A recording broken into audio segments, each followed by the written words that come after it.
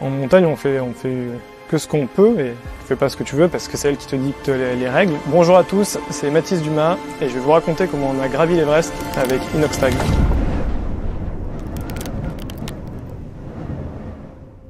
Assez rapidement, on a été mis en contact, il m'a tout de suite appelé au téléphone et il m'a dit « Ouais, toi t'es guide de haute montagne, moi j'ai pour projet de faire l'Everest, si ça t'intéresse, je te prends un billet et on se voit à Paris. » En fait, ce qui m'intéresse, c'est toute la démarche de comment je peux faire l'Everest. Et du coup, moi je lui ai dit « Bah écoute, si ton projet c'est juste de faire l'Everest, uniquement l'Everest, t'as pas besoin de moi, je te mets en contact avec une agence au Népal, je t'entraîne à Paris et dans 1 an tu fais ton Everest. » Par contre, si la démarche c'est plutôt de découvrir la montagne sous tous ses aspects, et d'avoir une vraie progression et physique et technique pour être en sécurité sur l'Everest. Alors dans ce cas-là, on peut faire des choses ensemble. Donc on s'est rencontrés nous au mois d'avril 2023 et on a fait l'Everest là en mai 2024.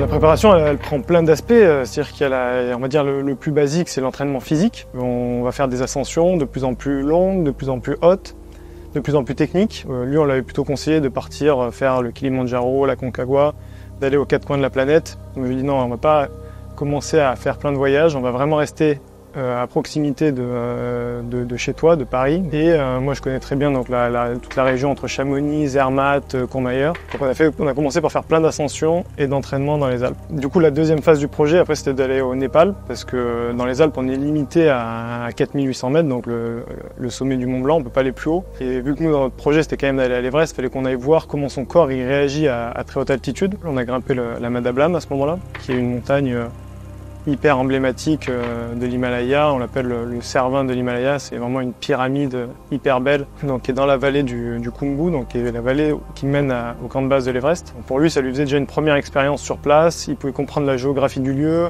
la culture locale, la nourriture, et donc ça faisait vraiment une première approche pour lui, pour qu'il y ait moins d'inconnus la fois où on vient pour l'Everest. Et puis après, il y avait la dernière phase qui était l'expédition du coup à l'Everest, s'il validait toutes les étapes précédentes. On a aussi toute la partie technique, sécurité, donc comment on utilise des crampons, comment on manipule des cordes, comment on s'attache, comment on fait des rappels, si jamais il y en a un de nous deux qui tombe dans une crevasse, parce qu'on est vraiment, on est vraiment une cordée, on est vraiment une équipe. Lui, il compte énormément sur moi, mais moi aussi je compte sur lui, il y a des moments où je lui demande de m'assurer, on évolue ensemble et du coup lui, il faut qu'il soit prêt à tout ce qui peut nous arriver en montagne. Et puis après, il y a tout le côté aussi mental, où il faut que lui soit dans des bonnes prédispositions pour accepter le risque qu'on peut prendre là-haut, être prêt aussi à souffrir, parce qu'on n'est pas sur un stade, on est vraiment on est au milieu de la montagne, il n'y a personne qui vient nous chercher, qu'on ait faim, qu'on ait soif, qu'on ait mal, on est livré à nous-mêmes, donc il n'y a pas le choix. Donc voilà, c'était tous ces aspects-là, vraiment physique, technique et mental, qui étaient, on va dire, les 3 aspects sur lesquels on a travaillé pour le préparer au mieux à faire l'Everest et qu'il soit dans les meilleures prédispositions. On y allait vraiment progressivement, mois après mois, on a validé des étapes. Je disais, c'était un peu comme dans un jeu vidéo, quand on passait des niveaux, on disait, ah bah t'as passé tel niveau, donc là c'est bon, on va pouvoir aller faire ça. La vie est un jeu pour lui, et du coup, il veut toujours se surpasser, comme il dit, il va tryhard, donc il va toujours essayer de faire mieux, donc il s'est impliqué à 200%. Pour moi, c'était hyper important de connecter aussi avec son univers à lui, des jeux vidéo, c'est là d'où il vient. Et du coup, il fallait aussi que je m'intéresse un peu à son univers, que je comprenne ses codes, pour pouvoir l'associer avec les codes qu'on a nous en montagne. On a passé pas mal de temps ensemble et moi j'ai vite compris que c'était pas que du buzz, que lui il avait vraiment une vraie démarche derrière ce projet-là. Tu peux pas te lancer sur quelque chose un projet de plus d'1 an juste pour faire le buzz, et sachant que moi je lui aurais dit tout de suite, je lui ai dit non mais là si c'est juste pour faire le buzz, on arrête de travailler ensemble, ça aurait été vite vu. Lui il partait vraiment complètement de zéro, je l'ai vraiment vu évoluer et grandir, mûrir sur ce projet, ce qui était hyper encourageant et satisfaisant pour moi, parce que je voyais qu'il comprenait vraiment les messages que j'essayais de lui faire passer, de se déconnecter des réseaux, de respecter l'environnement, sachant que lui il était complètement libre et ouvert à toutes les possibilités que je lui propose. Donc c'est-à-dire qu'en fait moi j'avais carte blanche de lui dire on peut aller faire telle montagne, telle course, telle voie d'escalade, et lui il était hyper réceptif à ça. J'ai jamais vu quelqu'un qui progressait aussi vite que lui, physiquement, techniquement, et puis il est doué aussi, il est vraiment doué. Quand je lui expliquais un nœud ou une technique, c'était tout de suite acquis. c'était intégré, donc non, en vrai, c'était quand même facile de travailler avec lui. Alors l'ascension de l'Everest, alors l'expédition dure 2 mois. Il faut savoir qu'il y a des températures, même au camp de base, la nuit il fait moins 15, moins 20, en fait toutes les nuits. Ce qui est assez marrant, ou ce que les gens n'attendent pas, c'est que la journée il fait très chaud. Et du coup l'amplitude thermique, c'est ça qui te fatigue et qui est dur à gérer. Quand on monte à l'Everest, il y a cette espèce de la vallée du silence, ils appellent ça, là où il y a l'icefall. Et en fait c'est une vallée qui est hyper encaissée, où il n'y a pas de vent. Et il fait très chaud. Quand il y a le soleil, en fait, il fait hyper chaud. Et avec les combinaisons himalayennes, on a vraiment du mal, et c'est encore pire de souffrir de la chaleur que du froid, parce qu'en fait, on ne sait pas comment se mettre, on transpire, on a chaud, on n'est pas bien. Donc en fait, on se déplace énormément la nuit. On reste toujours dans cet environnement froid. On est obligé de garder tout en permanence sur nous. C'est-à-dire qu'on a notre eau, notre nourriture. On ne peut même pas mettre dans notre sac à dos parce que en fait tout gèle, donc on met tout en permanence dans notre combinaison. On dort avec nos batteries, on dort avec le téléphone satellite, nos gourdes, on a le masque sur la gueule, donc ça fait beaucoup de choses à gérer et d'inconfort, parce que du coup dormir avec tout ça, ça veut dire que tu as tout dans ta combinaison. Tu peux pas te tourner, faut faire toujours attention que l'eau elle soit bien fermée parce que là le moindre, dès que tu te mouilles quelque chose, c'est fini quoi. C'est mouillé et ça gèle, et puis après c'est gelé jusqu'à la fin.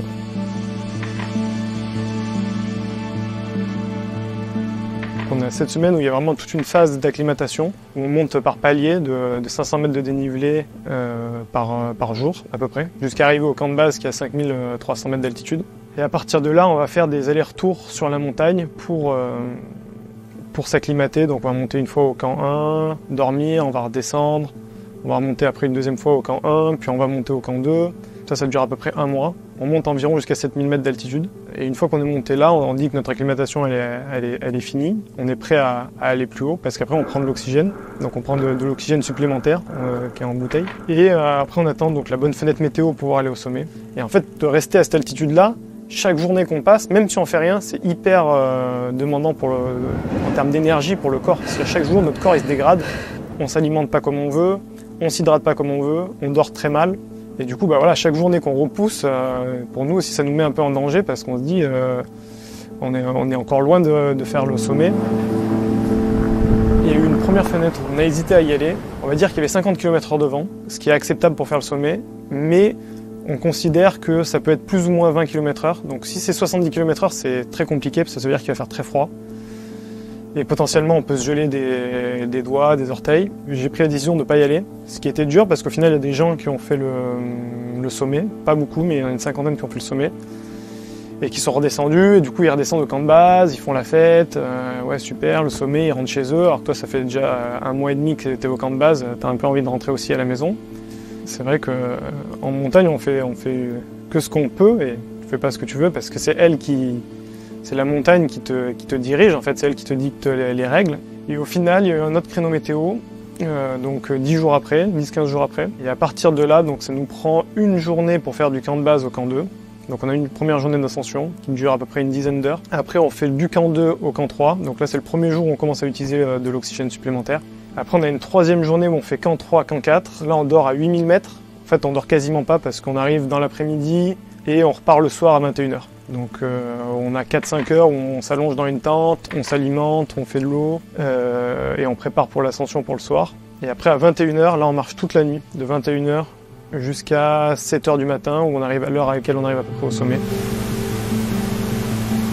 Dans la montée, on croise des cadavres, on passe à côté de personnes qui sont mortes depuis plusieurs années. Et du coup, ça crée un peu un choc quand pour quelqu'un comme Inès qui est jeune, qui, même s'il s'y attendait un petit peu, c'est toujours un moment donné où je lui dis fais attention, là il y a un mec qui est mort par terre, on est obligé de passer à côté. C'est quand même choquant. Moi j'ai un peu plus l'habitude, on va dire, j'ai un peu plus de recul sur ça. Et du coup, ça l'a un peu perturbé. On sent qu'on est hyper haut, on est à 8800 mètres, on est quasiment à l'altitude où les avions de ligne ils volent. On sent qu'on est ultra dépendant de cet oxygène supplémentaire. Il me dit, je sens que ma vie elle est sur un fil, quoi. On sent que ça peut basculer hyper vite, la mort elle est tout autour de nous. C'est vrai que lui ça l'a énormément choqué, ça l'a marqué, c'est compréhensible.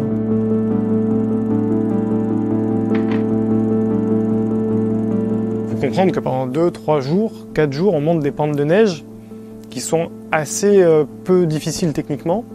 Et d'un coup, quasiment sous le sommet, on arrive sur une espèce d'arête très technique, très raide. Tout le monde se croise. C'est le moment où les gens sont le plus fatigués aussi. C'est là où tu es le plus haut en altitude. Donc ça fait qu'il y a une sorte de combinaison de facteurs qui fait que c'est l'endroit parfait pour faire des bouchons. Donc c'est très propice à ce qu'il y ait des accidents. Ça fait des images hyper impressionnantes, ouais, c'est sûr. Juste avant d'arriver sous le sommet, à 50 mètres du sommet, on se dit bon bah c'est bon, ça va le faire. Il n'y a rien qui va pouvoir nous arrêter.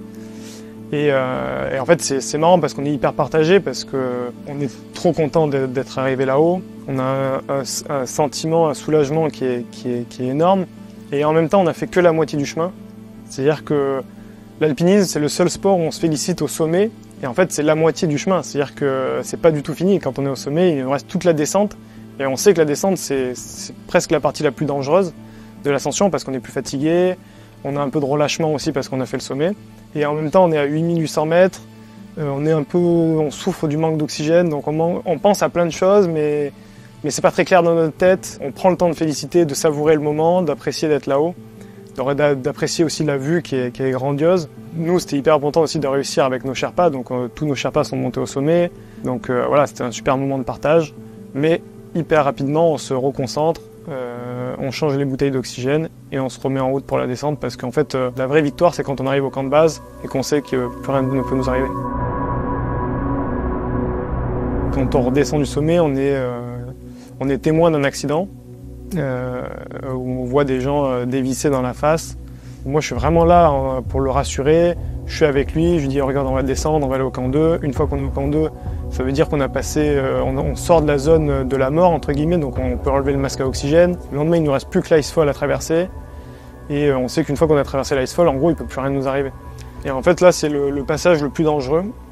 En fait on passe dans un dédale de glace et de sérac, de crevasses. C'est un glacier qui est en mouvement, qui avance à peu près d'1 mètre par jour. Donc en fait, à chaque fois qu'on passe, le chemin il change complètement. En fait, les crevasses, des fois, elles s'ouvrent. En fait, entre chaque passage, elles s'ouvrent de plus en plus. Donc ils rajoutent des échelles de plus en plus longues. Des fois, elles se referment. Et ça, bah, lui, vu que techniquement, il était bien préparé, c'était vraiment facile pour lui. On échangeait tous les deux. Je lui dis, ah, t'as vu cette tour de glace, elle est fissurée à la base. Potentiellement, elle peut se casser la gueule. Donc là, on va aller assez vite, on va pas traîner ici. Alors qu'il y a des gens, on voit, qui comprennent rien et qui restent là à errer dans des zones qui sont très dangereuses. Le fait de passer vite, c'est vraiment un gage de sécurité. Pour lui, pour moi, pour les Sherpas. Et au final, ça s'est très bien passé, quoi. En fait, moi je trouvais que l'Everest, en tout cas, je trouvais que c'était très dur mentalement parce que c'est long. Et c'est épuisant. Et il faut faire attention à tout le temps. Moi, je gérais l'équipe de Sherpa qui travaillait avec nous pour m'assurer qu'on ait bien les tentes au bon endroit, les bouteilles d'oxygène, qu'on en ait suffisamment. C'est moi qui prenais la décision de la météo. Et je m'occupais aussi de toute la partie production d'images, qu'ils aient bien pensé à toutes les batteries, les cartes mémoire, qu'elles soient bien vidées, bien backupées. Je leur donnais les conseils, je leur disais bah là à tel moment ce serait bien de faire du drone, à tel moment peut-être mieux de faire de la caméra. Et j'étais là aussi pour faire de l'image en plus, si jamais les caméramans ne pouvaient pas monter. Moi j'étais là aussi pour faire de l'image, donc j'étais aussi en backup. Parce que l'Everest c'est pas une montagne qui est très compliquée techniquement. Par contre c'est compliqué en logistique. C'est vrai que ça met, moi là, j'avais plus une pression vis-à-vis d'Inès qui était médiatique, c'est-à-dire que je voulais vraiment le protéger lui de tout ce qui pourrait lui arriver, que ce soit problèmes physiques ou techniques, ou que, j'en sais rien, on croise qu'un des gens qui l'aborderaient, ou voilà. Moi je voulais vraiment que lui soit dans sa bulle, qu'il soit concentré sur l'ascension. Et vis-à-vis de ses fans, je trouvais que c'était important déjà de nous protéger nous aussi, parce que ils ont un peu tendance à nous harceler, à nous envoyer des messages tout le temps, comment ça s'est passé, est-ce que ça va bien. Donc j'ai dit il faut qu'on fasse au moins un message en disant que voilà, tout va bien. Donc c'est ce qu'on a dit, on a dit que tout allait bien. Mais par contre lui il avait besoin de prendre du recul, voilà, sur l'expérience qu'il venait de faire, l'expédition qu'on venait d'avoir, parce que c'était quand même des moments qui sont hyper forts où nous on est quand même coupé du monde, on est dans une bulle. Et d'un coup quand tu redescends, tu reviens à la réalité et tu te la prends un peu en pleine face. Et pour lui, d'être à Paris, en fait, c'était presque insupportable. En fait, c'est plus un message à ses fans en disant, bah, là, il a vraiment besoin de temps pour lui, quoi.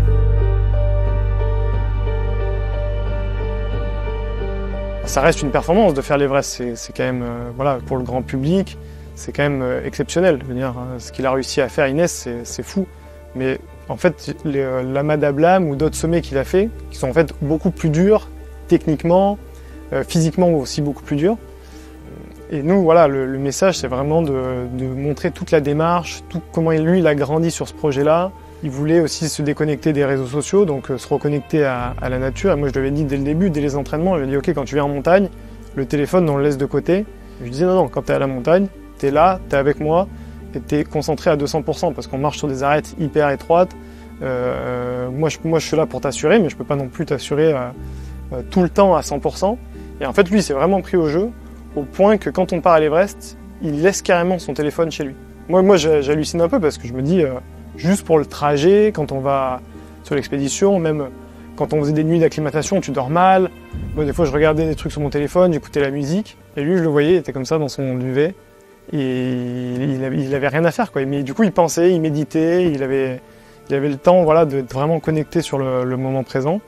Et toutes ces choses-là, en fait, qu'on veut faire retranscrire dans le documentaire. Et c'est aussi pour ça qu'on ne voulait pas annoncer le sommet de l'Everest, la réussite ou pas du sommet, tant que le documentaire n'est pas sorti, parce qu'on voulait vraiment que le public découvre toute l'aventure et tous les messages que lui veut faire passer à travers le documentaire. Et on ne veut pas que les gens s'arrêtent juste au fait que est-ce qu'il a réussi ou pas l'Everest. Il adore l'escalade, il adore être en montagne. Donc non, pour lui, ça aussi, pour moi, c'est une belle réussite. C'est-à-dire que ça s'arrête pas. Sa carrière d'alpiniste ne s'arrête pas à l'Everest. Maintenant, on est vraiment des amis, on est très proches, on a vécu des choses très fortes qui nous ont liés. Et même maintenant, ça nous lie pour la vie, quoi.